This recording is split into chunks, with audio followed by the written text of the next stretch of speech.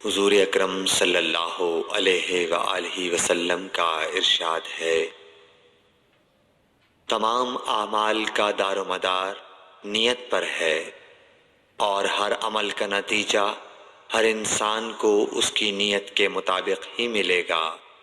پس جس کی ہجرت دولت دنیا حاصل کرنے کے لیے ہو یا کسی عورت سے شادی کی غرض سے ہو، بس اس کی ہجرت انہی چیزوں کے لیے ہوگی جن کے حاصل کرنے کی نیت سے اس نے ہجرت کی۔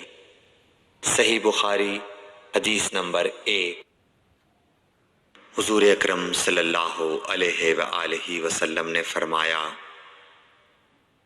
کہ وحی نازل ہوتے وقت کبھی مجھ کو گھنٹی کی سی آواز محسوس ہوتی ہے، اور وحی کی یہ کیفیت مجھ پر بہت شاق گزرتی ہے۔ جب یہ کیفیت ختم ہوتی ہے تو میرے دل و دماغ پر اس فرشتے کے ذریعے نازل شدہ وحی محفوظ ہو جاتی ہے، اور کسی وقت ایسا ہوتا ہے کہ فرشتہ بشکل انسان میرے پاس آتا ہے اور مجھ سے کلام کرتا ہے، پس میں اس کا کہا ہوا یاد رکھ لیتا ہوں۔ صحیح بخاری حدیث نمبر 2۔ حضرت صلی اللہ علیہ وآلہ وسلم پر وحی کا ابتدائی دور اچھے سچے پاکیزہ خوابوں سے شروع ہوا۔ آپ خواب میں جو کچھ دیکھتے وہ صبح کی روشنی کی طرح صحیح اور سچا ثابت ہوتا۔ پھر من جانب قدرت آپ تنہائی پسند ہو گئے، اور آپ نے غار حرا میں خلوت نشینی اختیار فرمائی، اور کئی دن اور رات وہاں مسلسل عبادت اور یاد الہی و ذکر میں مشغول رہنے لگے۔ جب تک گھر آنے کو دل نہ چاہتا توشہ ہمراہ لیے ہوئے وہاں رہتے۔ توشہ ختم ہونے پر ہی اہلیہ محترمہ حضرت خدیجہ رضی اللہ تعالی عنہا کے پاس تشریف لاتے، اور کچھ توشہ ہمراہ لے کر پھر وہاں جا کر خلوت گزین ہو جاتے۔ یہی طریقہ جاری رہا یہاں تک کہ آپ پر حق منکشف ہو گیا، اور آپ غار حرا ہی میں قیام پذیر تھے کہ اچانک حضرت جبرائیل علیہ السلام آپ کے پاس حاضر ہوئے اور کہنے لگے کہ اے محمد پڑھو۔ آپ فرماتے ہیں کہ میں نے کہا کہ میں پڑھنا نہیں جانتا۔ آپ صلی اللہ علیہ وسلم فرماتے ہیں کہ فرشتے نے مجھے پکڑ کر اتنے زور سے بھینچا کہ میری طاقت جواب دے گئی، پھر مجھے چھوڑ کر کہا پڑھو۔ میں نے پھر وہی جواب دیا کہ میں پڑھا ہوا نہیں ہوں۔ اس فرشتے نے مجھ کو نہایت ہی زور سے بھینچا کہ مجھ کو سخت تکلیف محسوس ہوئی، پھر اس نے کہا کہ پڑھ۔ میں نے کہا میں پڑھا ہوا نہیں ہوں۔ فرشتے نے تیسری بار مجھ کو پکڑا اور تیسری مرتبہ پھر مجھ کو بھینچا، پھر مجھے چھوڑ دیا اور کہنے لگا کہ پڑھو اپنے رب کے نام کی مدد سے جس نے پیدا کیا اور انسان کو خون کی پھٹکی سے بنایا۔ پڑھو اور آپ کا رب بہت ہی مہربانیاں کرنے والا ہے۔ بس یہی آیتیں آپ حضرت جبرائیل علیہ السلام سے سن کر اس حال میں غار حرا سے واپس ہوئے کہ آپ کا دل اس انوکھے واقعے سے کانپ رہا تھا۔ آپ حضرت خدیجہ کے ہاں تشریف لائے اور فرمایا کہ مجھے کمبل اوڑھا دو، مجھے کمبل اوڑھا دو۔ لوگوں نے آپ کو کمبل اوڑھا دیا۔ جب آپ کا ڈر جاتا رہا تو آپ نے اپنی زوجہ محترمہ حضرت خدیجہ رضی اللہ تعالی عنہا کو تفصیل کے ساتھ یہ واقعہ سنایا، اور فرمانے لگے کہ مجھ کو اب اپنی جان کا خوف ہو گیا ہے۔ آپ کی اہلیہ محترمہ حضرت خدیجہ رضی اللہ تعالی عنہا نے آپ کی ڈھارس بندھائی اور کہا کہ آپ کا خیال صحیح نہیں ہے۔ اللہ کی قسم آپ کو اللہ کبھی رسوا نہیں کرے گا۔ آپ تو اخلاق فاضلہ کے مالک ہیں، آپ تو کنبہ پرور ہیں، بے کسوں کا بوجھ اپنے سر پر رکھتے ہیں، مفلسوں کے لیے آپ کماتے ہیں، مہمان نوازی میں آپ بے مثال ہیں، اور مشکل وقت میں آپ امر حق کا ساتھ دیتے ہیں۔ ایسے اوصاف حسنہ والا انسان یوں بے وقت ذلت و خواری کی موت نہیں پا سکتا۔ پھر مزید تسلی کے لیے حضرت خدیجہ رضی اللہ تعالی عنہا آپ کو ورقہ بن نوفل کے پاس لے گئیں، جو ان کے چچا زاد بھائی تھے اور زمانہ جاہلیت میں نصرانی مذہب اختیار کر چکے تھے اور عبرانی زبان کے کاتب تھے۔ چنانچہ انجیل کو بھی حسب منشائے خداوندی عبرانی زبان میں لکھا کرتے تھے۔ انجیل سریانی زبان میں نازل ہوئی تھی، پھر اس کا ترجمہ عبرانی زبان میں ہوا۔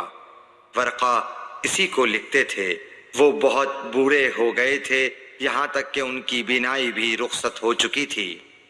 حضرت خدیجہ رضی اللہ تعالی عنہا نے ان کے سامنے آپ کے حالات بیان کیے اور کہا کہ اے چچا زاد بھائی، اپنے بھتیجے محمد صلی اللہ علیہ وسلم کی زبانی ذرا ان کی کیفیت سن لیجئے۔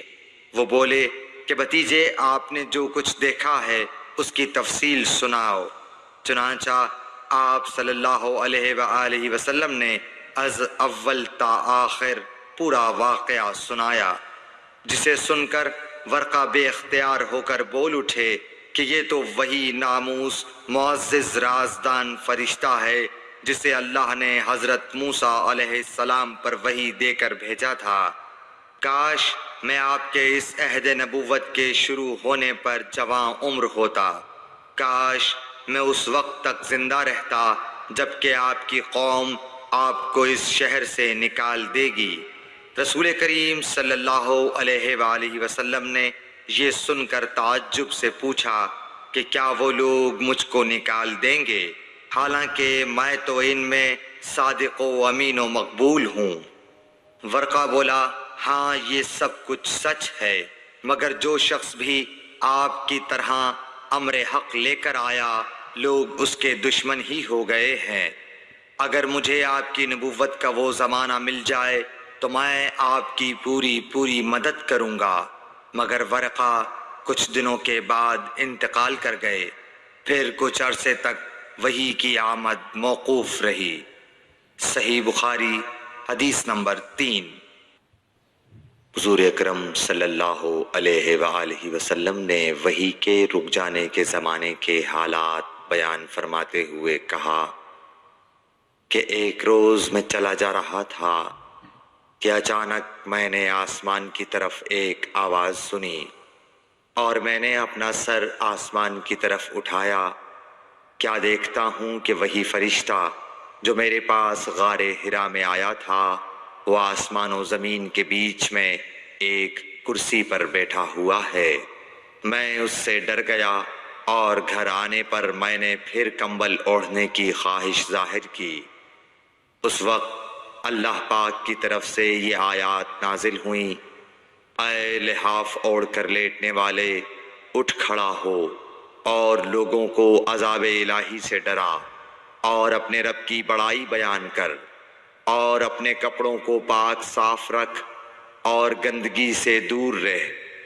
اس کے بعد وہی تیزی کے ساتھ پے در پے آنے لگی۔ صحیح بخاری حدیث نمبر 4۔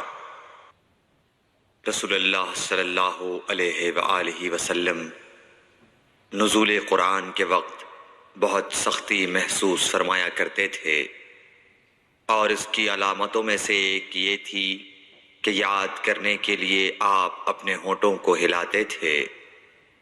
ابن عباس رضی اللہ تعالیٰ عنہ نے کہا، میں اپنے ہونٹوں کو ہلاتا ہوں جس طرح آپ ہلاتے تھے۔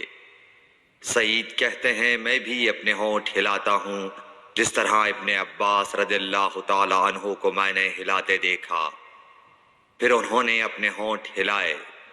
ابن عباس رضی اللہ تعالیٰ عنہ نے کہا، پھر یہ آیت اتری کہ اے محمد، قرآن کو جلد جلد یاد کرنے کے لیے اپنی زبان نہ ہلاؤ، اس کا جمع کر دینا اور پڑھا دینا ہمارا ذمہ ہے۔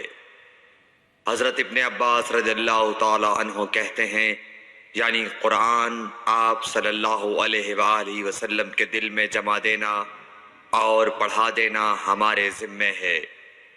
پھر جب ہم پڑھ چکے تو اس پڑھے ہوئے کی اتباع کرو۔ ابن عباس رضی اللہ تعالی عنہ فرماتے ہیں، اس کا مطلب یہ ہے آپ اس کو خاموشی کے ساتھ سنتے رہو، اس کے بعد مطلب سمجھا دینا ہمارے ذمے ہے۔ پھر یقیناً یہ ہماری ذمہ داری ہے کہ آپ اس کو پڑھو، یعنی اس کو محفوظ کر سکو۔ چنانچہ اس کے بعد جب آپ کے پاس حضرت جبرائیل علیہ السلام وحی لے کر آتے تو آپ توجہ سے سنتے، جب وہ چلے جاتے تو رسول اللہ صلی اللہ علیہ وسلم اس وحی کو اس طرح پڑھتے جس طرح حضرت جبرائیل علیہ السلام نے اسے پڑھا تھا۔ صحیح